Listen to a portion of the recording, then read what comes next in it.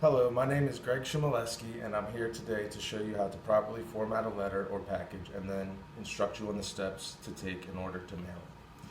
This is a useful skill that is beneficial for communicating and certain situations still require it. This skill can assist you in something as simple as talking to a friend long distance or as complex as mailing business documents. By addressing an envelope properly, you will be able to ensure the delivery of the document or package. Mailing these items is sometimes preferred but also necessary over electronic communication. An example of a letter being preferred would be sending a thank you card to a family member for a gift that you received, whereas sending a legal document or a business form would be considered necessary. Here I have a standard envelope, what most people see when they get mail or they send a letter or something. In the top left corner will be what you call the return address, and that's simply just going to be your first and last name on the first line,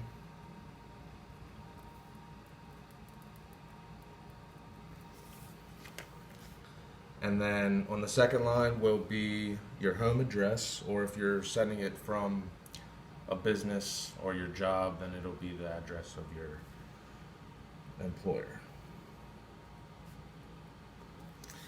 The third line will consist of city, state, and then zip code.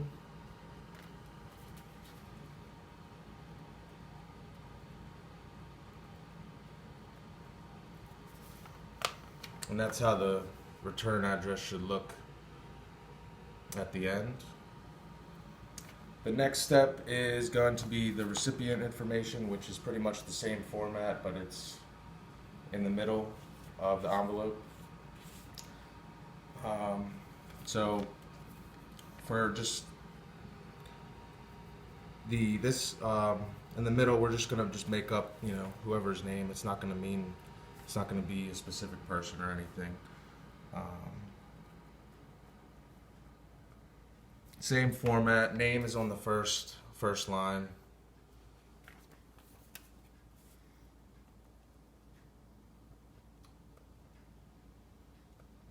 And then it will be the address on the second line.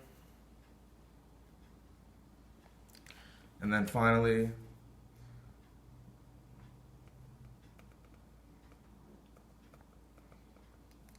the city, state, and zip.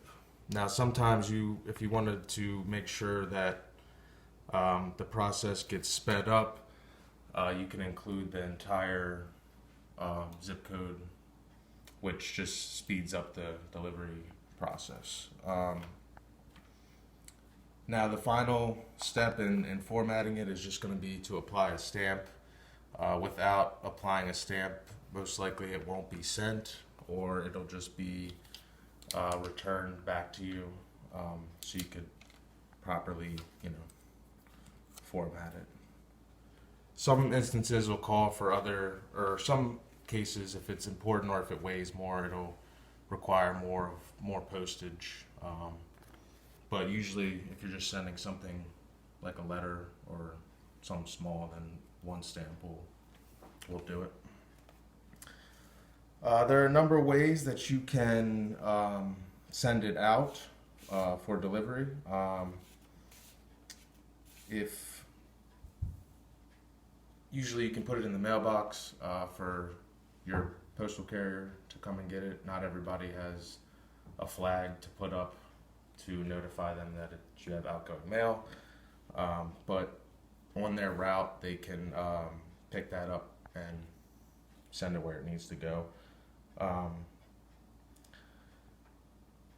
In addition to envelopes, the same format can be used for packages. The main difference for packages is the weight and requirement for more postage. Usually, the heavier the product, the more the sender will likely have to pay for the shipping. If your package weighs more than 13 ounces, you will need to take it to the post office or a shipping store. The best places to do that are obviously, if not a post office, then a FedEx store or UPS store, where a clerk or employee can assist you. If you aren't sure of the weight before you're taking it, they'll be able to like help you determine what sort of box and if you need a different size envelope in order to determine if you need more than one stamp or more postage. The next option would be to take it to an outgoing mailbox at the post office. Sometimes they have mailboxes outside of the building that you can put your mail in. Sometimes they're in the neighborhoods or at business parks as well. You just want to make sure that it's property of the United States Postal Service. And the last option, which a lot of people do, is taking it directly into the post office and like giving it to a clerk for them to directly ship out. A lot of people seem like me. I would say that it's a more secure way, or at least it feels more secure, even though they're all doing the same thing. But handing it to a clerk, a lot of people would prefer to do that over just putting it in a mailbox or something. As technology progresses, it is still important and often necessary to know how to format and address a letter or package. The older generation, as well as traditional business practices, are not accustomed to, I guess, some of the older traditions as like filing, like taxes and some things. There's just some things like older relatives and some people are just not accustomed to the modern day technology. So I know we all have, older relatives that maybe not have a cell phone or whatnot. So it's a certainty that sooner or later you'll have to know how to format and address a letter or a package. All right. Thanks, guys. That was good. Okay.